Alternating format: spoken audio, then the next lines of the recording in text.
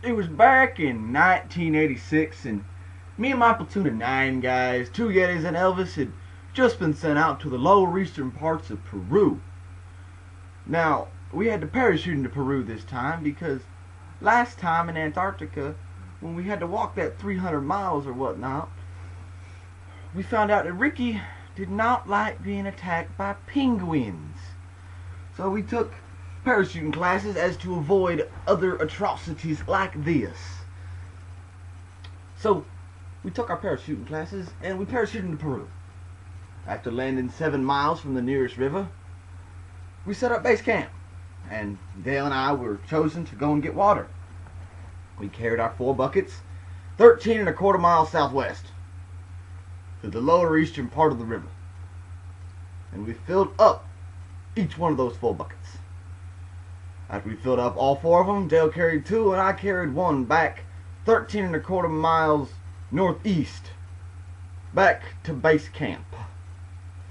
Come back to base camp, we immediately noticed that Ricky was gone. So we set up a 14 1/4 mile perimeter around base camp and searched for 12 hours for him. On the 12th hour we found him. He was in a tree with howler monkeys. We don't know why. Really do not know why. So what we did then was we came back to base camp and we immediately came under enemy fire.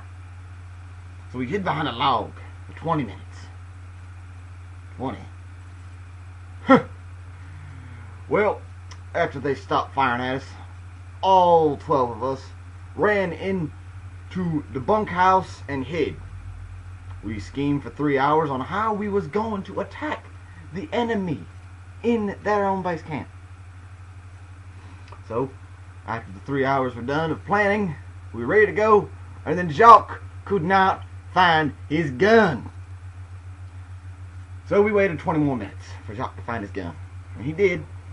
And a whole platoon of 9 guys, 2 Yetis and Elvis, trekked 13 1/4 miles northeast to the enemy base camp. We immediately opened fire upon them, but since they have much more sophisticated weaponry than us, they outshot us in about 2 minutes. So what we did was we took our parachutes, we opened them, and we parachuted back up into the plane, and we ascended into the plane. That is how Peru went in 1986. Thank you for watching.